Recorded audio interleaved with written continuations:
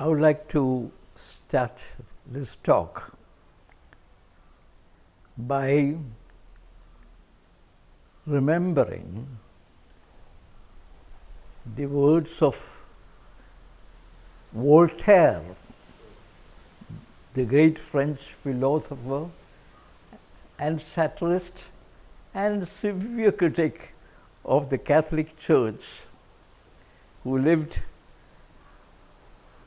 and worked in the 1700s. You get it, 1700s.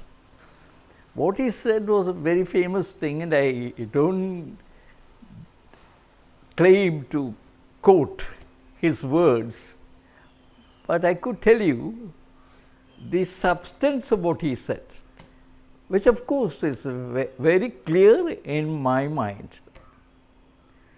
What he said was this: I disagree with you very strongly of every word that you said and the idea that you tried to express. But I shall defend with my death your right to say it.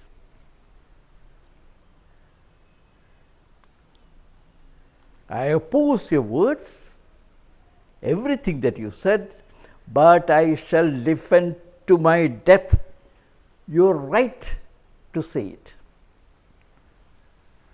This is the essence of democratic discourse. And fortunately,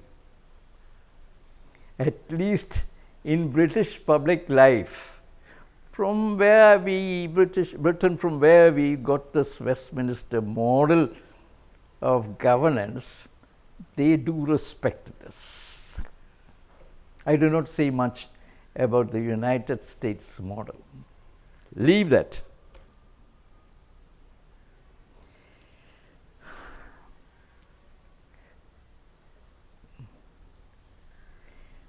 The leader of the opposition seems to have said that a leader's statement that the Republic of India was born on the day the Ram Mandir was built, the opposition leader has characterized this not only in terms of fairly immoderate language, like what audacity he has to say this, but also called that leader should be tried for treason.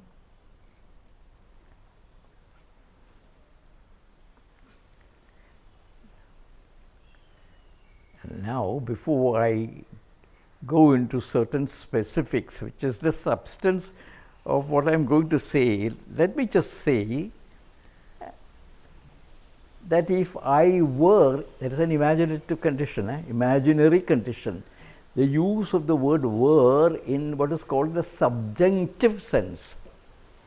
If I were to say that the Republic of India was born today, January 17, 2025, because the Chief Justice of India said in a lecture that corruption is not only in the newsworthy scams, but in everyday lives of ordinary citizens. I am so elated by this fact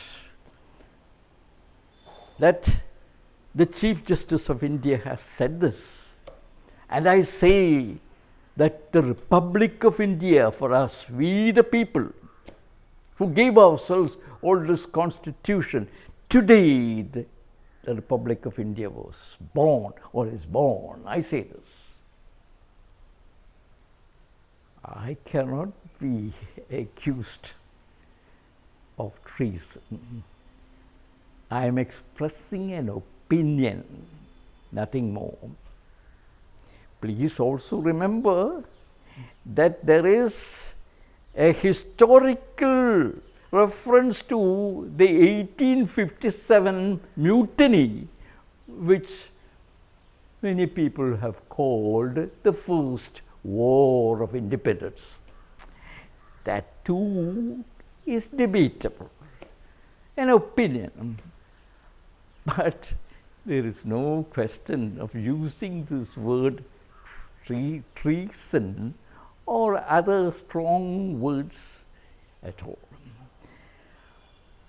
Now, the word treason has a very specific meaning and context, very clearly associated with one of the most notorious tyrants among monarchs.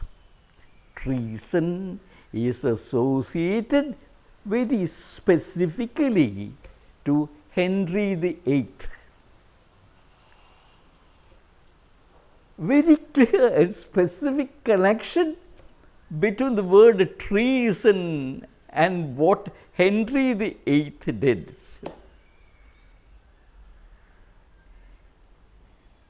And now we come to this.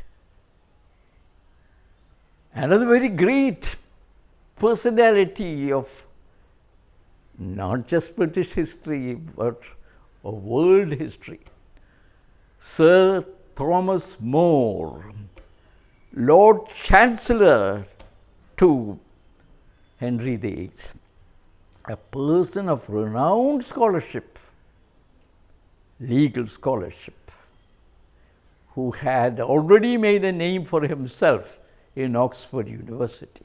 He rose and rose and became the Lord Chancellor to Henry VIII. Henry VIII wanted to get rid of his wife Catherine and marry Anne Boleyn. And even during those days, to have all this possible, they had to have an act. And at his bidding, he wanted to make Anne Boleyn and the offspring, the royal offspring, the successors to the throne. And he wanted an act to be passed.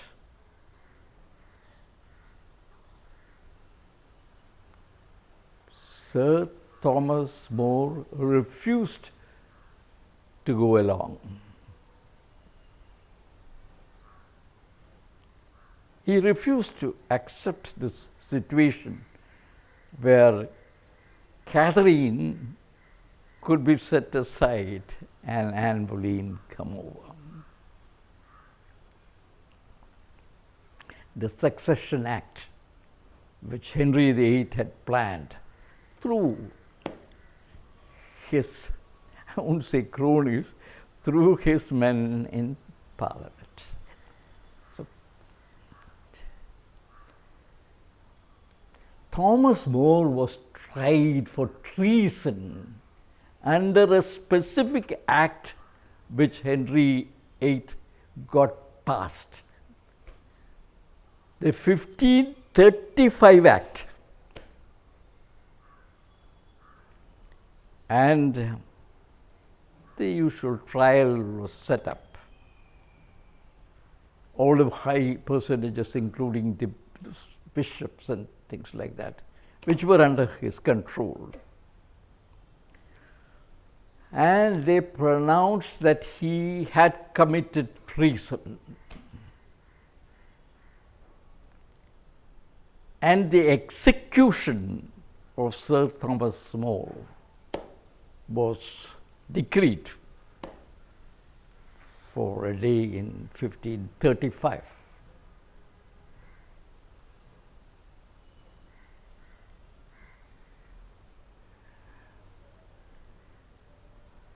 Those days, executions were a matter of spectacle, performance, and performance to demonstrate the power of the king, of the monarch, and to show to the subjects that complete allegiance to the king was a given thing.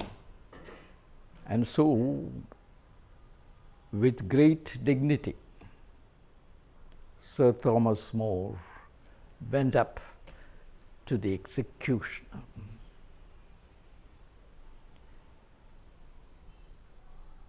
All that he said was, "I am the servant of the monarch, but I obey the law of God." That's all. He didn't do anything. And as the executioner prepared to chop off his head, he said, "Please wait a minute. This beard of mine didn't do any treason. Spare this beard." And he took it like this and put it in such a way that the executioner's blade would not fall on his beard. But before that, after the execution had been ordered, after everything, he made an impassioned speech against the ways of the monarchy. That he did. And so the executioner's blade fell on him, and his head was severed except the beard. This is history. The word treason is associated with the monarchy. And it is another thing you should know, that the same treason, the act of treason, was the act by which Catherine now was accused of treason, the first wife, and thrown into the Tower of London, where she had to die. Treason is no longer there in the Republic of India. No way. It is not there. It is only in the monarchy. We, the people of India, are sovereign. I like to recall again another speech which I referred to in one of my videos. Justice Ravi Kumar of the Supreme Court, in his farewell speech, said, "They say we," that's the judiciary, "we are the guardians of the Constitution.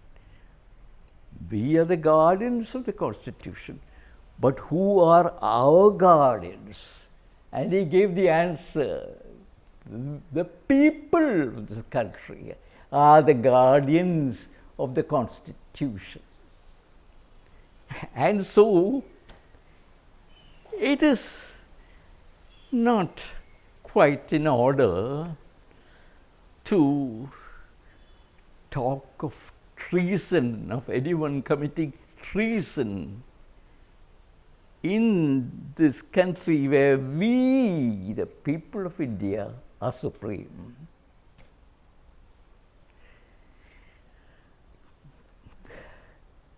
Not to be outdone by the leader of the opposition, the leader of the prominent political party, the most powerful political party, said that the leader of the opposition is, by his own words, an enemy of the state.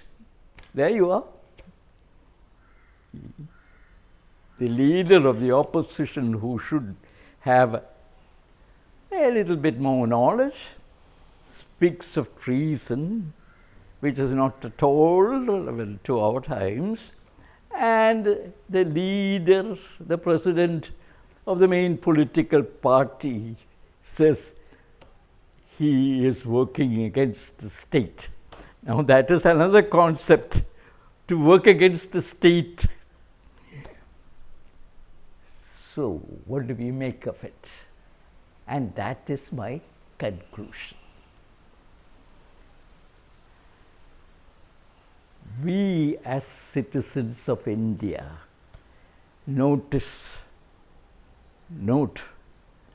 that politicians of both sides, of all hues, are playing their own games.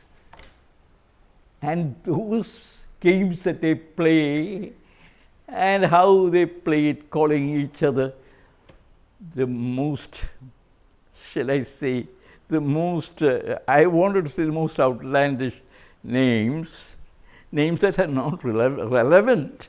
They play their own games outside the problems that beset the ordinary citizens of our country, who go about working for their daily bread, working for their families, all kinds of work. They go out.